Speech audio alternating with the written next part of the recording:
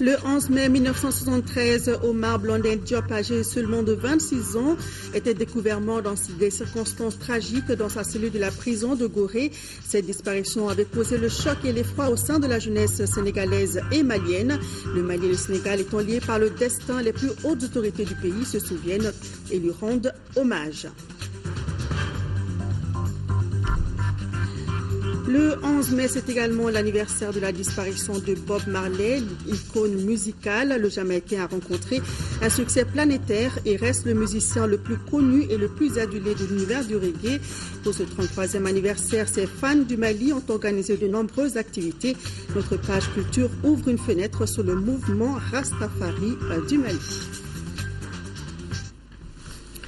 Madame, Monsieur, bonsoir et bienvenue dans ce journal. Nous sommes le 11 mai, il y a 41 ans, jour pour jour, disparaissait Omar Blondin Diop. Cet étudiant et acteur public a marqué les années 1968-1973 pendant les grandes manifestations ouvrières et estudiantines contre le régime de Léopold Sédar Senghor. Omar Blondin Diop a été retrouvé mort dans sa cellule de la prison de Gorée après son arrestation à Bamako en novembre 1971. Hommage lui a été rendu cet après-midi par les plus hautes autorités du pays. Le reportage de Ibrahima Traoré. Un panel de haut niveau pour rendre un vibrant hommage à Omar Blondin Diop, disparu le 11 mai 1973, âgé seulement de 26 ans. Ancien élève de l'école normale supérieure, agrégative, Omar Blondin n'en était pas moins un intellectuel engagé, concerné par le devenir de son peuple. 41 ans après, l'on se souvient de cet homme de gloire. Ce que je voudrais qu'on fasse aujourd'hui, Monsieur le Président, et je crois que vous êtes bien placé pour le faire, c'est essayer de faire que, dans ce que nous retiendrons de ce bref passage de Omar dans la vie, c'est qu'il a une vie remplie et comblée parce qu'il s'est engagé et que nous, aujourd'hui, nous devons donner aux jeunes générations des moyens de s'engager et de ne pas connaître ce vide et cette absence de perspective, de rêve et d'idéal. Omar, c'est une étoile filante. Je l'évoque Philidabo Sissoko qui a assisté à son baptême à Niamey, qui sera un nom universel. Et tout le monde sait la qualité géomantique de Philidabo. Et aujourd'hui, on a le constat qu'il est une étoile filante et universelle, puisque hommage lui est rendu à Dakar, à Paris et aujourd'hui à Bamako. Et je pense que c'est un grand signe pour toute l'Afrique, pour dire qu'il y a un idéal, que même si nous sommes affaissés, nous avons le bon bout, mais le bon bout va avec ceux qui croient en eux-mêmes et ceux qui croient en Dieu. Sa préparation de l'agrégation est interrompue par l'arrestation du groupe dit des incendiaires qui avait mis le feu au Centre culturel français de Dakar en janvier 1971. Certains membres du groupe sont condamnés à de lourdes peines. Choqués par la sévérité de ce verdict, Omar et quelques amis suspendent leurs études et regagnent l'Afrique afin d'œuvrer à la libération de leurs camarades emprisonnés.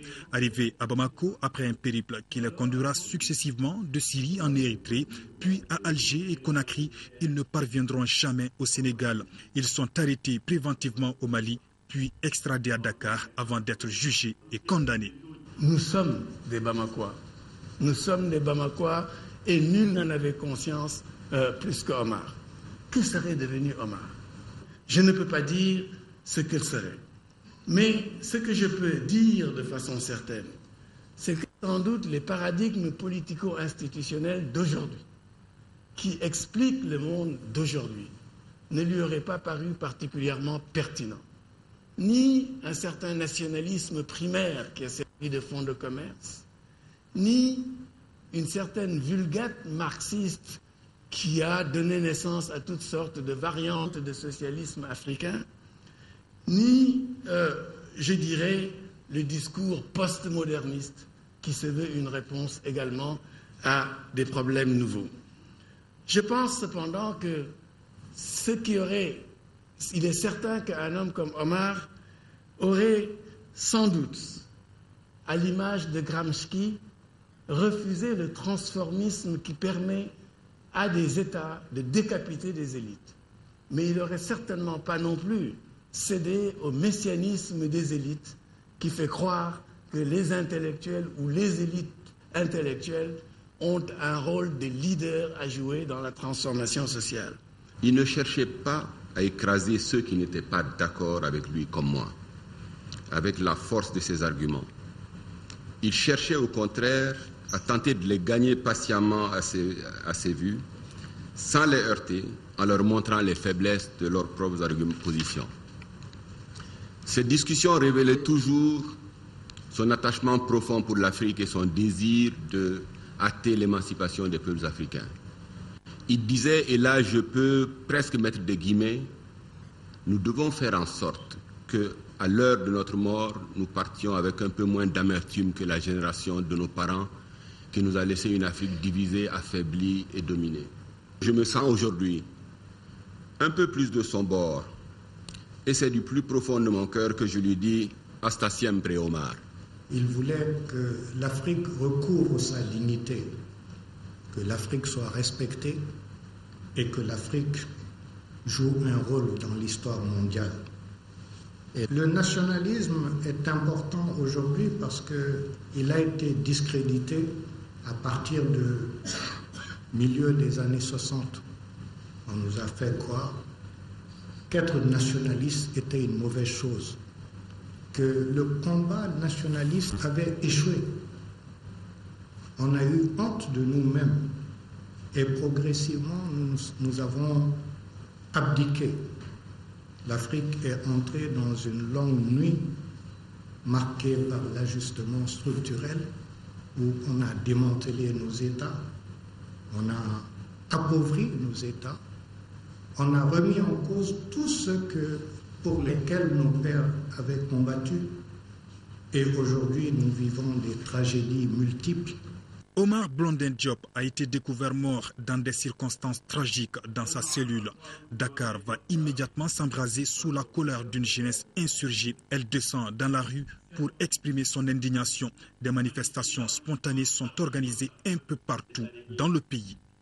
Le 15 mai prochain, cela fera exactement 1 an que nous attendons toujours la réponse des autorités sénégalaises à notre requête. Une requête qui n'est nullement une volonté revancharde, mais le souci de faire établir la vérité toute simple, faire toute la lumière sur les circonstances exactes et le cas échéant sur les auteurs responsables de la mort violente, cela est attesté, et prématurée du fils aîné de notre famille, de notre frère aîné. Les qualités d'Omar Blondin Diop, qui a eu une vie courte mais bien remplie, sont magnifiées dans ce livre d'or par le président de la République. Quelques notes musicales, toujours en hommage à Omar, ont marqué aussi cet événement.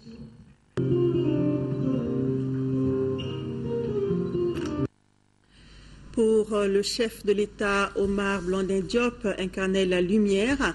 Dans une intervention pleine d'émotion, le président Ibrahim Boubacar Keïta a salué la mémoire de ce grand homme qui doit servir d'exemple à la nouvelle génération. Nous l'écoutons. Omar était un enfant de lumière, un enfant de lumière. Et que l'on me pardonne de revenir encore à l'exercice latiniste. D'Omar, je dirais, sa devise aurait pu être lux mea qualitas. La lumière est ma qualité. Tellement il était lumineux, ce garçon, cet homme. Et d'une générosité, c'est cette générosité qui l'a porté à sortir du cocon doré dans lequel baignent en général les gens de la rue d'Ulm, pour se frotter au travers des migrants en France, alphabétisés, s'enquérir de leur situation, et également faire sien tous ces combats anonymes qui étaient menés à droite et à gauche, que ce fut en Afrique, son continent, en Amérique latine, mais aux États-Unis d'Amérique. Oui, c'est bien, mais souvenons-nous également aussi de nos frères noirs américains qui souffrent. C'est lui le premier qui a parlé du Black Panther Party à la Porte Dorée. Des noms comme Huey Newton, Bobby Seale, Stokely Carmichael, Ellis Cleaver nous furent connus par Omar. C'est lui qui nous a fait connaître. Donc cet homme était véritablement universel, d'où son manque total de complexe. Il en savait autant que tout être son contemporain. Dès lors, quel complexe pouvait-il nourrir? Omar était un homme libre, totalement libre.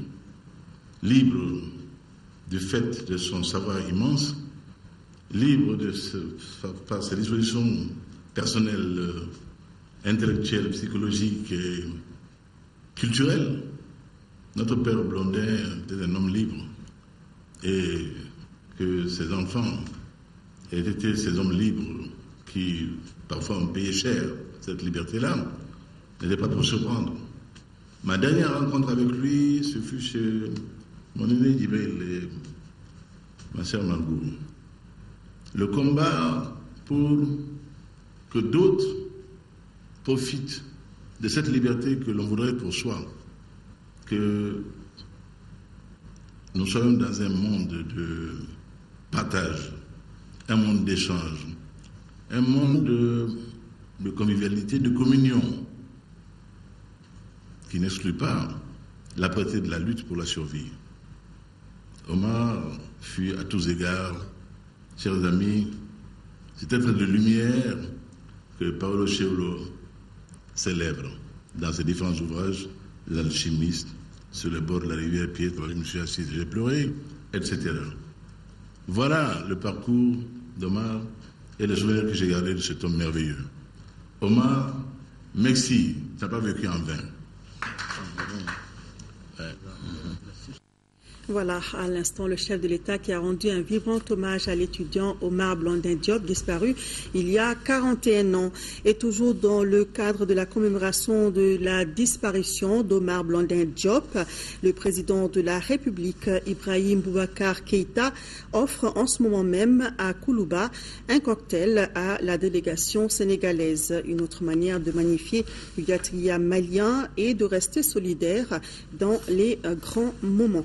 Voilà, donc ça se passe à Koulouba, le chef de l'État qui a donc offert un cocktail à la délégation sénégalaise, venue donc dans le cadre de la commémoration de la disparition d'Omar Blondin Diop.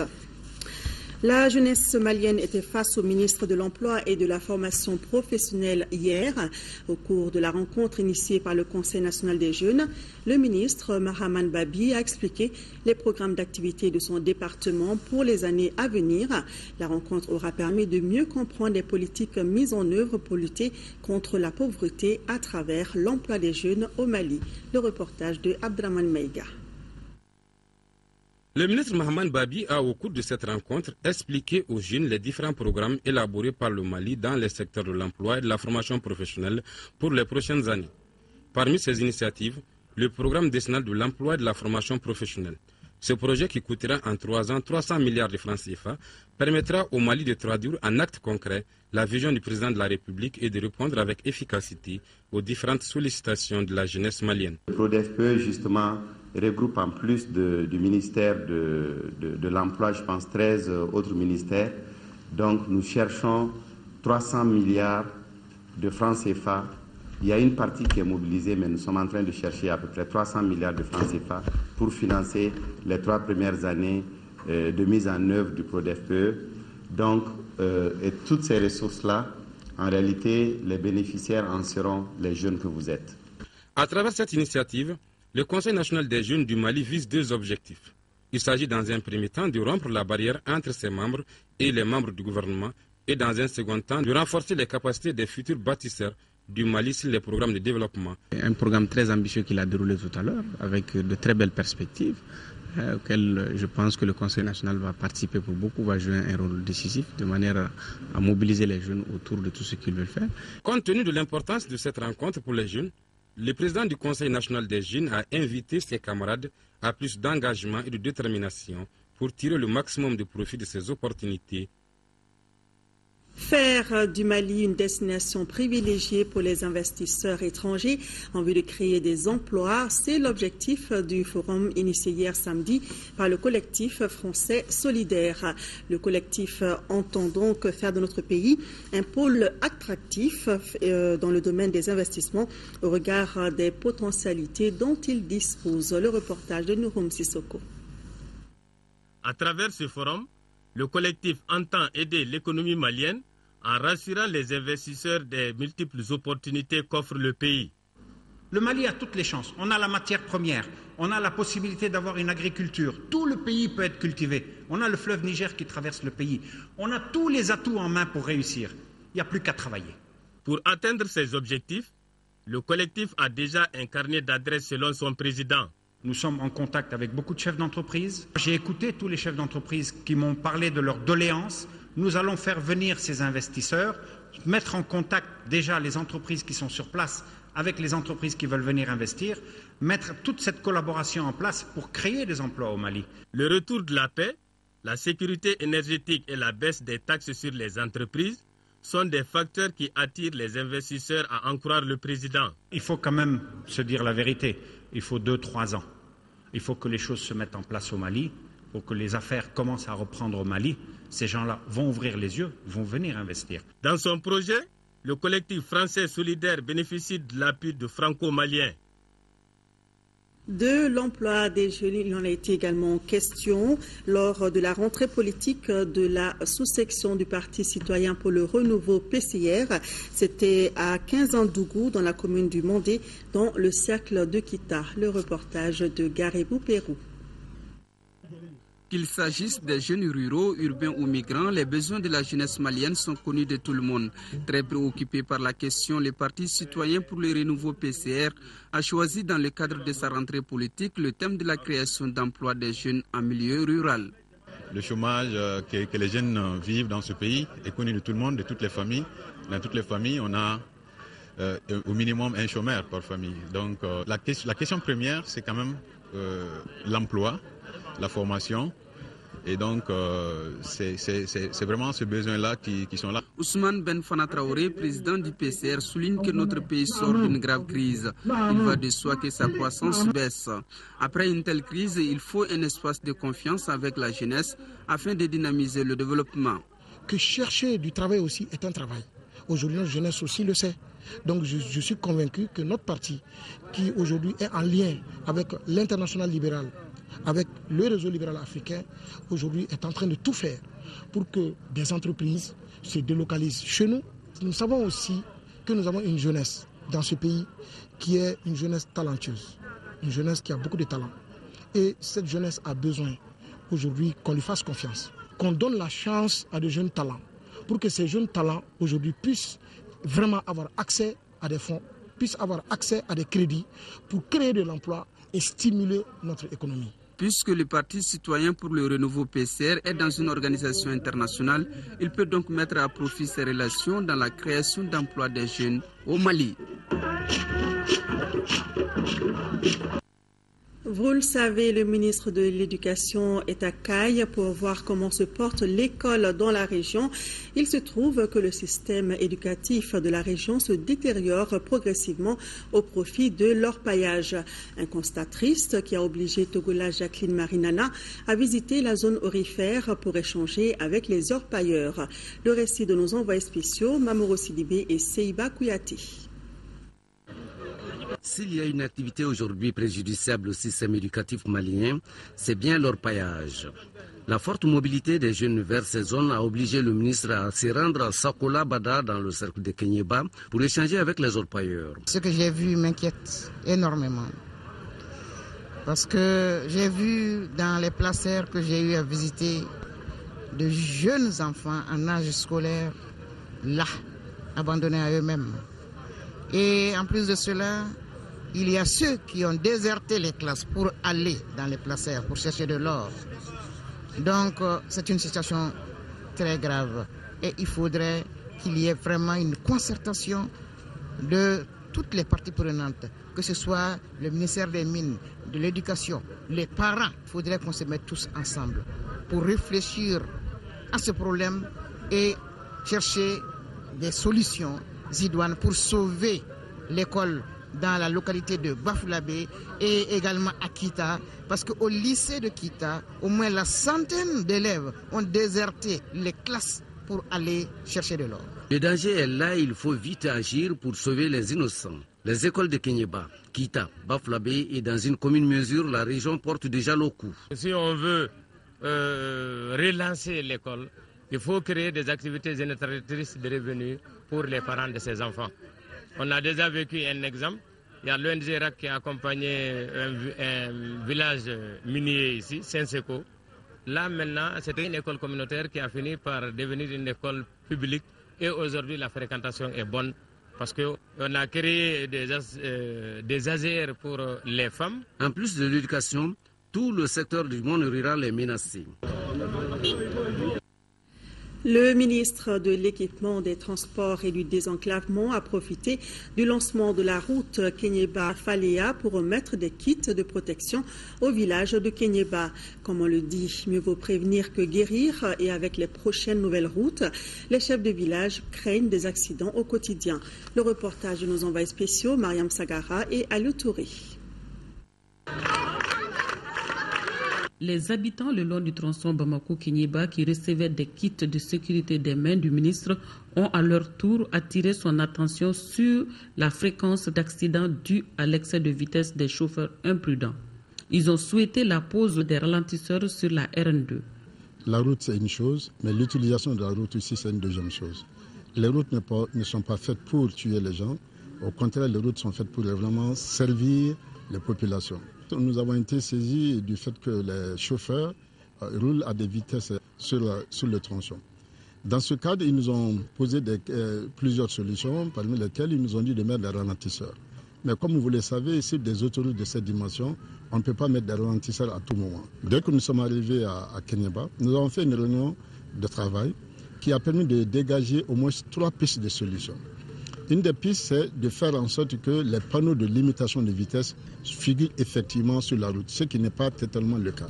Nous allons aussi faire des marquages de passage de piétons pour que les conducteurs puissent aussi marquer ce passage du piéton et afin qu'ils réduisent les vitesses quand ils vont aller là-bas. Nous avons pensé aussi à des patrouilles de la gendarmerie. On a entendu les problèmes, on va prendre toutes les dispositions nécessaires de concert avec les services techniques des départements de l'équipement des transports et du désenclavement pour trouver dans les très brefs délais des solutions adéquates pour que les populations soient vraiment à l'aise. À Massina Mine, le ministre a été émerveillé par la réalisation du poste pesage et péage sur fonds propres de l'autorité routière.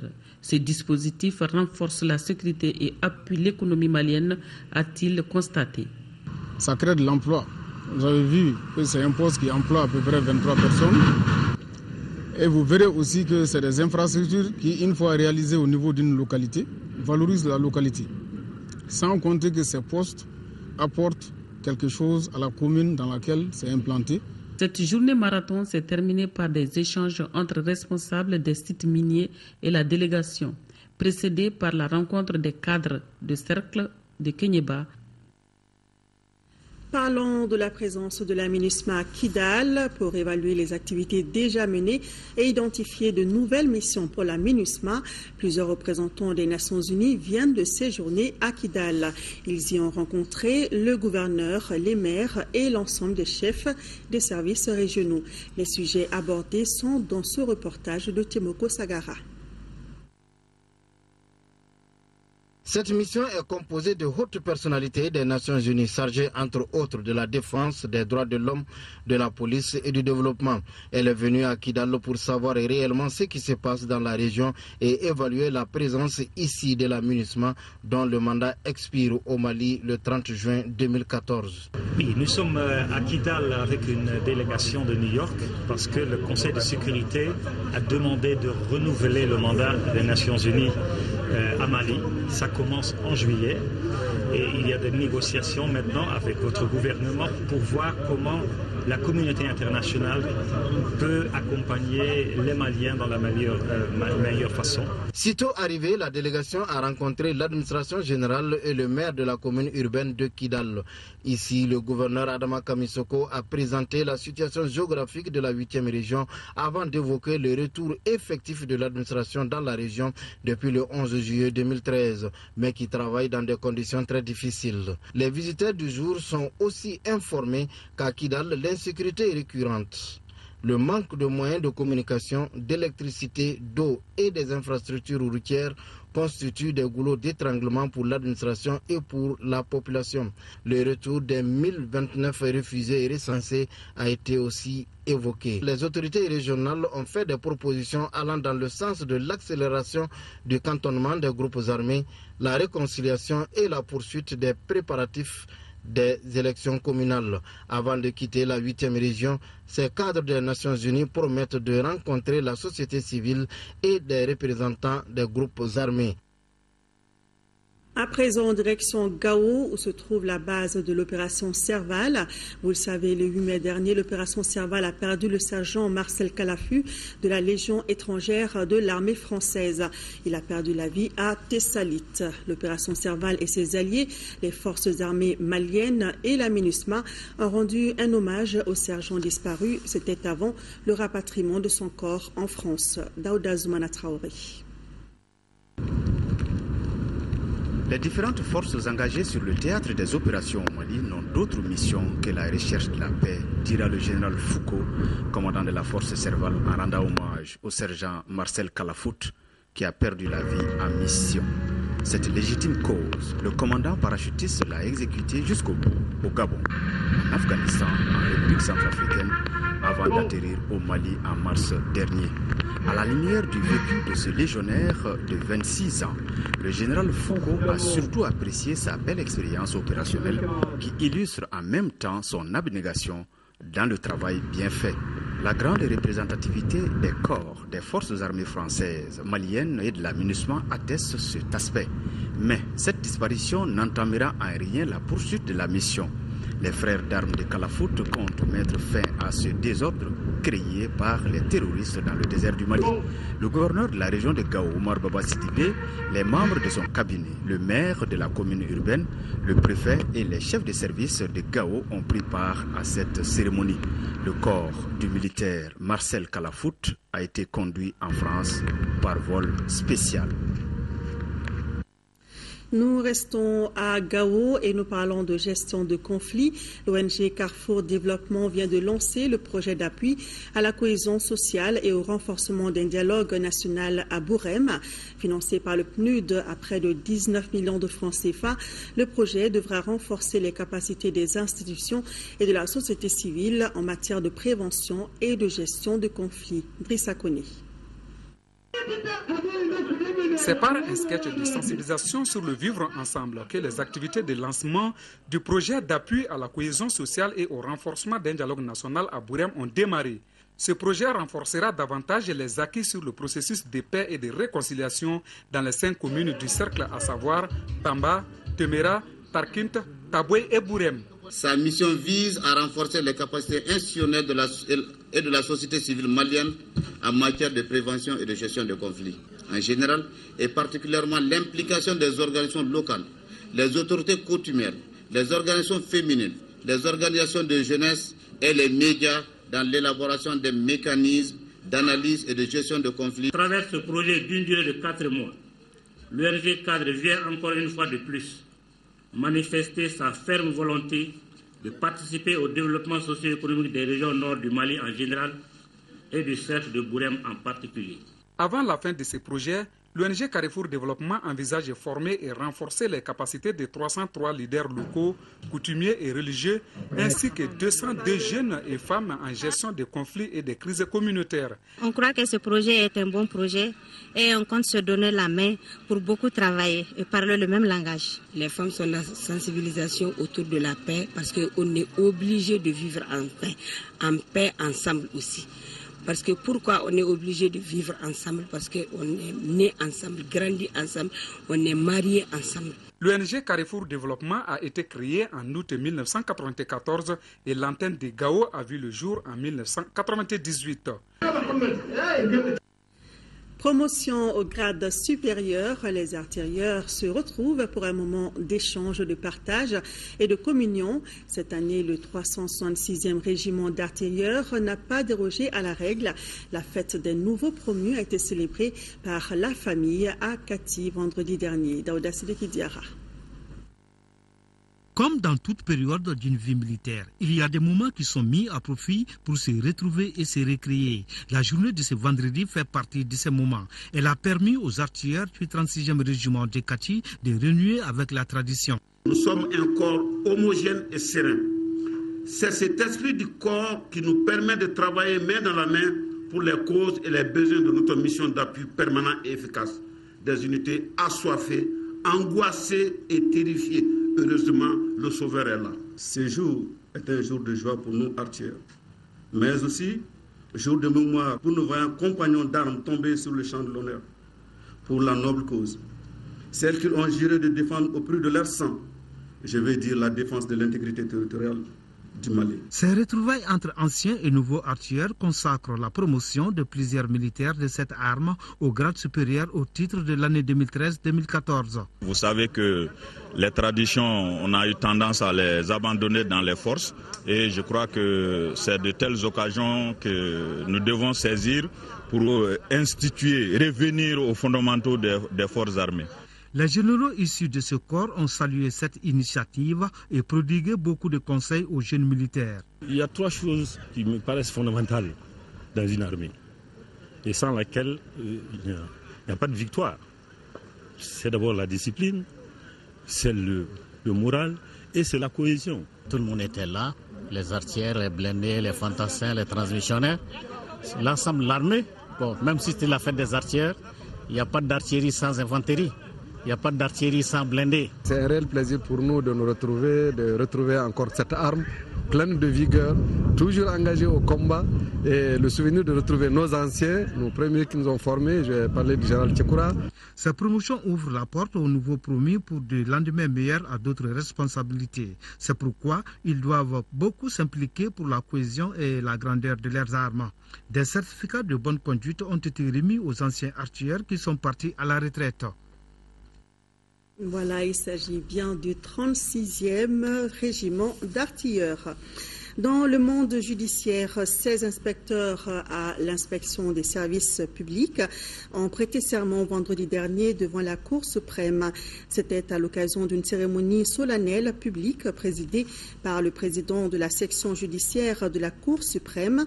Les récipiendaires sont répartis entre les ministères des domaines, de l'administration territoriale, de l'équipement et des transports, de l'environnement et de l'assainissement. Les nouveaux inspecteurs ont été renvoyés à l'exercice de leurs fonctions. Ils ont désormais pour mission de contrôler le fonctionnement des services relevant de leur département. Ils veilleront également au respect et à l'application des dispositifs législatifs et réglementaires dans la loyauté, l'intégrité et le dévouement. Voilà donc 16 inspecteurs qui ont prêté serment. Plan Mali a remis cette semaine un important lot de matériel logistique et sanitaire aux agents de santé de Kangaba. Le don d'une valeur de près de 39 millions de francs CFA permettra aux agents de mieux lutter contre la mortalité néonatale, entre autres. Fatoumata Koni. Une joie immense ainsi exprimée par les présidents des CESCOM du cercle de Kangaba et leurs agents de santé. C'est à l'occasion de la réception des 12 motos, 36 balances pèse-personnes et des frigidaires solaires pour les agents de santé. Un matériel offert par Plan Mali d'une valeur de près de 39 millions de francs CFA. Qui parle de réduction de la mortalité suppose que les structures de santé sont suffisamment équipées pour faire face à cette mission. Cette aide vient appuyer les initiatives sanitaires déjà engagées par le gouvernement malien. De tout temps dans la politique sectorielle, la place qui est accordée à la santé maternelle et infantile est très importante. Donc ce matériel qui vient d'être donné va renforcer tout ce que nous faisons dans le cadre de ces interventions afin de minimiser effectivement tous les décès que nous pouvons éviter pour les femmes et les enfants. Avec ce projet WASH, l'année passée, nous avons remis au service de santé de Kangaba des équipements et des intrants d'une valeur de 18 607 690 francs CFA. C'est dire qu'au total, en espace d'une année, le projet a contribué à équiper les structures de santé pour près de 57 258 690 francs CFA. Kangaba est l'un des 3 districts sanitaires concernés par ce projet WASH de Plamali, en plus de Kita et Barawili. Toujours en santé, le secteur de Woroli dans la commune rurale de Wadouba, c'est dans le cercle de Bandiagara, dispose désormais d'un CESCOM. L'infrastructure a été inaugurée cette semaine. C'est une œuvre de la Fondation Polaris d'Espagne avec le soutien de l'association ICANDA. Reportage Aminata Touré. Le CESCOM du secteur de Woroli dans la commune rurale de Wadouba qui vient d'être inauguré est composé d'une salle de travail, un bureau de matrone, un dépôt d'encaissement, entre autres. Il a vu le jour grâce à la Fondation Polaris d'Espagne et entièrement équipé et fourni en produits médicaux par l'association ICANDA. Aujourd'hui, je peux affirmer avec certitude que le secteur de Woroli est comblé par la réalisation de cette gigantesque infrastructure et ces équipements nouveaux pour permettre d'accueillir les malades venus de l'aire de santé de Woroli, mais également des contrées voisines. J'ai pensé que la priorité était la santé. Donc on a équipé complètement le CESCOM, prenant en charge les salaires de tous les personnels. Mon association ICANDA subventionne ceux qui n'ont pas d'argent pour se payer les soins. Nous appelons toutes les populations de fréquenter les dispensaires pour avoir des soins nécessaires. Le secteur de Woroli est l'un des secteurs de développement de la commune. Il est composé de 8 villages et un hameau de culture, constitué en majorité de femmes et d'enfants, d'où l'impact de ces CESCOM sur l'amélioration de la santé des populations. Le CESCOM de Woroli est le 26e CESCOM fonctionnel du district sanitaire de Bandiagara. On continuera ainsi à relever les indicateurs du cercle. En prit part à la cérémonie, les représentants de l'Association pour le développement du secteur de Woroli Adesso, le chef de service du développement social de Bandiagara, le président de la FELASCOM de Bandiagara, entre autres. La commune rurale de Sadiola a abrité cette semaine le forum sur la gestion de l'environnement dans l'espace intercommunal Benkadi. Les difficultés des populations liées au vol de bétail qui deviennent de plus en plus source de nombreux conflits entre éleveurs et agriculteurs ont été évoquées. De Kaï, la correspondance de Mahamadi Aloubari. Dans le cadre de la mise en œuvre de son plan d'action, l'association intercommunale Benkadi, regroupant les communes de Sadiola, Djamou, Logo et Awademboya, vient d'organiser un forum sur la gestion de l'environnement dans l'espace Benkadi. Le thème choisi pour ce forum est la problématique de la transhumance et du vol de bétail dans l'espace intercommunal. Ce thème est d'actualité puisque révèle la préoccupation de l'ensemble de nos 4 communes, d'où la nécessité de rechercher une stratégie concertée et un mécanisme efficace, efficient pour endiguer ce fléau.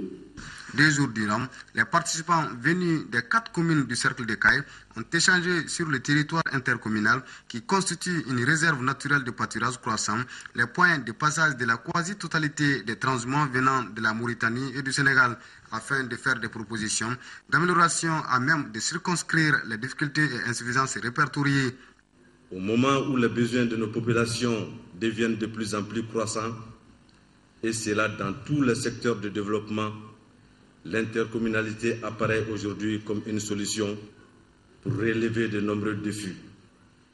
Car il s'agit pour nos communes de mettre en commun leurs efforts pour faire face aux grandes préoccupations des populations. Au terme de ce forum d'échange, plusieurs recommandations ont été faites qui sont, entre autres, la mise en place d'une convention intercommunale qui s'articule sur les feux de brousse, la transhumance, la divulgation des animaux et la création d'un cadre de concertation périodique composé de tous les acteurs impliqués dans la gestion de l'environnement. Parlons culture. Le 6 juin prochain se tiendra ici à Bamako la première édition du Salon international de la mode. Ce rendez-vous d'échange se déroulera en une journée et sera marqué par une exposition-vente et un défilé de mode. L'information a été donnée au cours d'une conférence de presse suivie par Alduma Tina. Le Salon international de la mode malienne, CIMAN, se tiendra à Bamako le 6 juin prochain. L'information a été donnée par les organisateurs à la presse. Premier du genre, le CIMAN, au-delà de l'aspect artistique et culturel, se veut un vecteur de réconciliation nationale. Le thème, c'est la réconciliation nationale parce que vous êtes sans ignorer que notre pays, le Mali, a vécu beaucoup de difficultés ces derniers temps. Et moi, personnellement, je suis convaincu que la mode est un facteur de réconciliation. Parce qu'on ne va pas rester cantonné aux petites choses qu'on a, mais on veut arriver, par exemple, pourquoi pas, faire venir peut-être des gens du Nord. Organisé par les ateliers de couture Clem et Jos Confection et Ofababo, le CIMAN sera marqué par un défilé de mode intitulé Moussoro, en vue de magnifier la beauté de la femme. En plus, il y aura une exposition vente des vêtements, des chaussures, entre autres. Ce qui sera une occasion pour découvrir l'œuvre d'autres artistes venant de l'extérieur. On aura à ce salon-là une exposition vente où tous les créateurs, stylistes, je veux dire même dans le domaine des bijoux, du bazin et d'autres branches de métiers pourront venir exposer, présenter ce qu'ils ont de meilleur pour le Mali et au-delà. La presse en a profité pour avoir des éclaircissements sur un certain nombre d'aspects relatifs à la tenue d'un tel salon, ainsi que sur les résultats attendus. Culture, toujours cette fois musique. Rokia Traoré a présenté hier soir son nouvel album au public malien. C'était au cours d'un grand concert qui avait pour cadre l'Institut français du Mali. Cette nouvelle production intitulée Beautiful Africa, qui compte 10 titres, a été enregistrée entre Bamako et Bristol en Angleterre. Reportage de Modibo Soiré. Ce concert de Rokia Traoré est le dernier acte du Jazzy Koumbe Festival de Bamako lancé le 30 avril dernier ici à l'Institut français du Mali. Une soirée mise à profit par la lauréate du prix découverte RFI 97 pour présenter aux mélomanes et à ses fans du Mali son dernier et 5e album baptisé Beautiful Africa.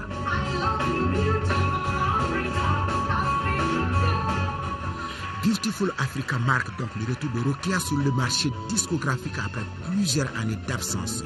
Et pendant 6 ans, j'ai fait d'autres projets, effectivement, non seulement dans la musique, mais dans le théâtre aussi, dans le cinéma. Et puis après, je suis revenue, il était temps de faire un autre album. Artiste chanteuse, auteur, compositeur, interprète et guitariste, Rokia Traoré, à travers ses nouvelles opus réalisées par l'anglais John Paris, scelle le son rock de l'album, mêlé à des sonorités plus traditionnelles de notre pays. La chanson titre est une ode au Mali et à l'Afrique.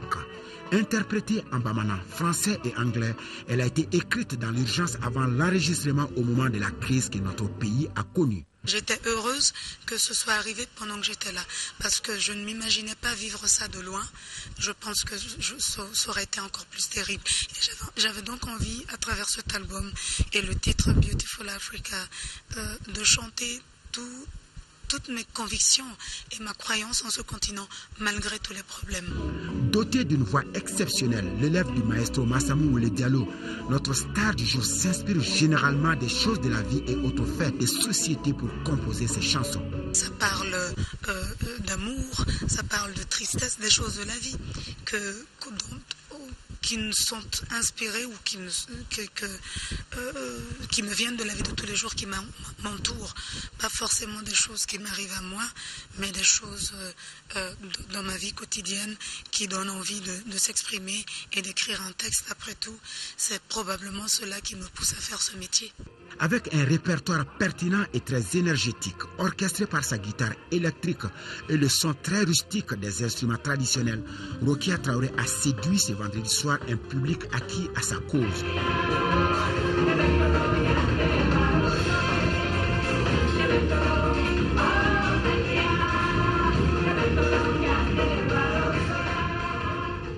Beautiful Africa, un album d'une qualité technique remarquable, est disponible dans les bacs. Une production qui marquera certainement l'espace musical dans les mois à venir.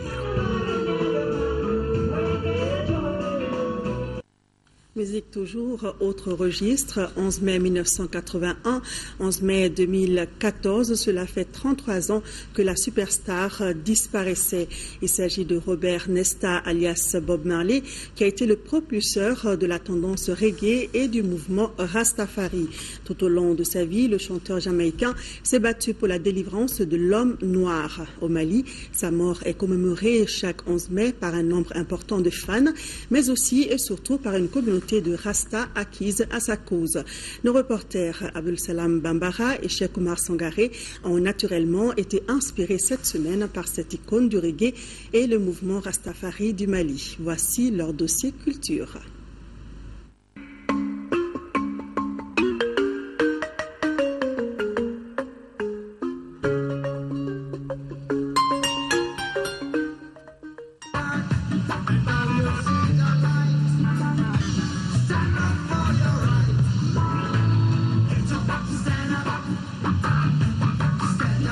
Robert Nesta, alias Bob Marley, a rencontré de son vivant un succès inédit et reste à ce jour le musicien qui a permis à la musique reggae et au mouvement Rastafari de connaître une audience planétaire. Cette icône du reggae a vendu plus de 200 millions de disques à travers le monde. Le musicien a vu le jour le 6 février 1945 à 9 Miles, en Jamaïque. Après avoir bravé les misères de la campagne et celles du ghetto, il enregistra sa première chanson intitulée « That's Not » Ne juge pas en 1962. En 1963, il forme en compagnie de Junior Brathwaite, Peter Tosh et Bunny Wellers le groupe The Wellers, les gémissaires. Nous sommes en 1966. Bob Marley devient un vrai adepte du rastafarisme, un mouvement qui a émergé dans les années 1930. C'est ainsi qu'il retourna dans son village natal en 1967 pour un ressourcement spirituel tout en continuant d'enregistrer et de publier des 45 tours. Le live enregistré le 18 juillet 1975 à Londres contient son premier succès international, No Woman No Cry, une chanson dans laquelle il console une femme affectée par la violence des ghettos.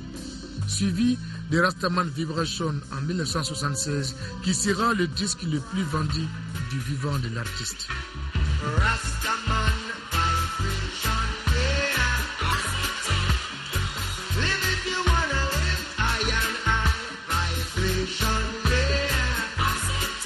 Entre 1965 et 1980, Bob Marley et son groupe The Wellers ont produit plus d'une dizaine d'albums avec des titres envoûtants et un répertoire consistant. Mais en 1977, une blessure au gros orteil de Bob, faite en jouant au football, s'ouvre à nouveau lors des matchs amicaux à l'hôtel Hilton de Paris. Il résulte du diagnostic que Bob Marley souffre d'un mélanome malin. On lui recommande une amputation de l'orteil, mais le rastafarisme interdit toute amputation. Son cancer s'est généralisé en 1980 et il meurt à Miami le 11 mai 1981. Le héros de la tendance reggae fut inhumé le 21 mai dans sa paroisse de naissance à Sainte-Anne, en Jamaïque, après des funérailles nationales à Kingston qui ont attiré des centaines de milliers de personnes. Sa musique a touché tous les publics, transcendant les genres, comme en témoigne un large culte encore en pleine expansion dans le monde. L'influence de sa musique et de sa philosophie est grande au Mali. C'est ainsi que le mouvement des Rastas du Mali, Mourasma, a vu le jour en 1992. C'est une communauté d'1 millier d'individus basée dans les quartiers de Lassa en commune 4. Une communauté qui adhère au concept panafricaniste de Bob.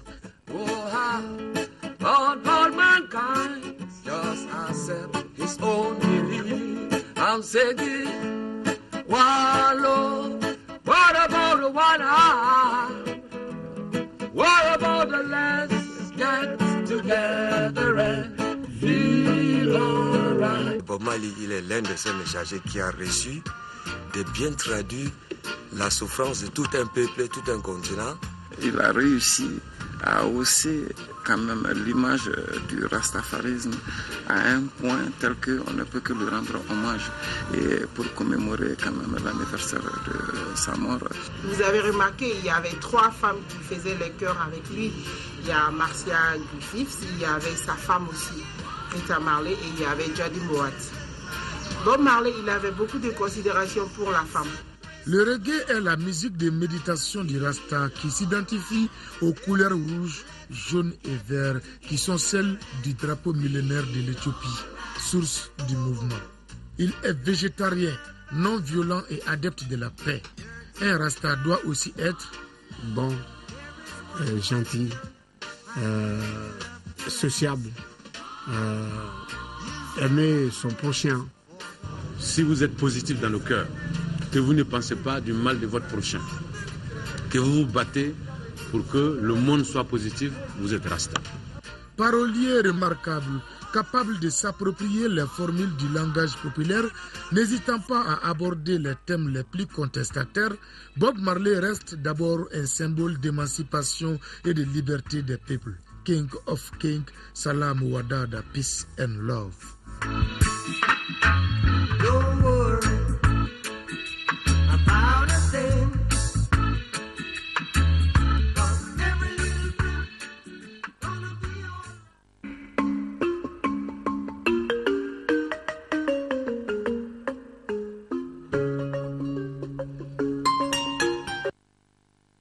Donc un dossier souvenir de Cheikh Oumar Sangaré sur la vie et les œuvres de Bob Marley. Sport, football, championnat national de Ligue 1. Hier, au compte de la 18e journée, au stade Modibo Keïta, les 11 créateurs de Nyarela ont dominé l'ASB 2-0. En deuxième heure, l'AS Police a remporté son match face à l'USFAS par le score de 1-0. Mamoto Dante nous fait le point des 2 rencontres. Le duel des porteurs d'uniforme a vu la victoire de l'AS Police devant l'USFAS par le score d'1-0. Pourtant, c'est l'USFAS qui entre en force dans cette rencontre avec un esprit plus combatif. Alors que l'AS Police procédait par contre, ce qui sera payant, à la 30e minute, une passe bien appuyée de Moussa Diarra permet à Mamadou Sidibé d'ouvrir le score pour l'AS Police, 1-0. Les militaires manquent d'inspiration pour revenir au score jusqu'à la fin des 45 premières minutes. De retour des vestiaires, les 22 acteurs développent un jeu ouvert sans être lucides devant le but. Après le match nul de 0 but partout à l'aller, l'AS Police remporte les 3 points de la partie lors de cette phase de retour. Il y a des situations de jeu, souvent on pense qu'on peut marquer plusieurs buts, beaucoup de buts, mais souvent on s'arrête à un but. Mais par contre, souvent on pense qu'on ne peut pas marquer beaucoup de buts, on marque beaucoup de buts. Et on compte améliorer la partie offensive. Marqué beaucoup de buts. La première mi-temps, on devait tuer les matchs. Sur 30 minutes, on pouvait marquer 3 buts. Les occasions nettes, mais ça fait partie du jeu. Les jours où tu ne gagnes pas, tu ne gagnes pas. Ça a été un jour sans pour l'attaque de l'USFAS. Avec ces succès, les policiers se placent devant leur adversaire du jour au classement provisoire de la 18e journée, en occupant la 8e place avec 24 points. Déjà en première heure, les 11 créateurs de Nyarela ont dominé l'ASB 2-0. Dans cette rencontre, tout s'est joué en deuxième période. Alors que l'ASB dominait, ce sont finalement les 11 créateurs qui vont ouvrir le score. Sur un centre de Aliou Aïdara à la 71e minute, Sekou Diarra trompe le portier de l'ASB. En toute fin de la rencontre, Lassine Soumaoro inscrit le deuxième but des 11 créateurs de Nyarela. Au classement provisoire de la 18e journée, l'équipe de Nyarela se classe 3e avec 32 points.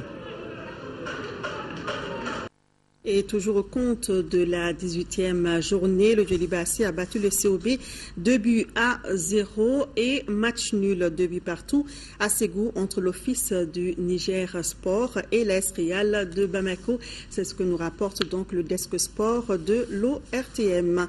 Ce journal s'achève. Merci à vous de nous avoir suivis. Demain, 10h-13h, retrouvez Kadidia Tokone. Nyanya Alou Traoré vous retrouve dans les éditions du soir. Merci de votre fidélité. Passez de bons moments sur l'ORTM. Bonsoir.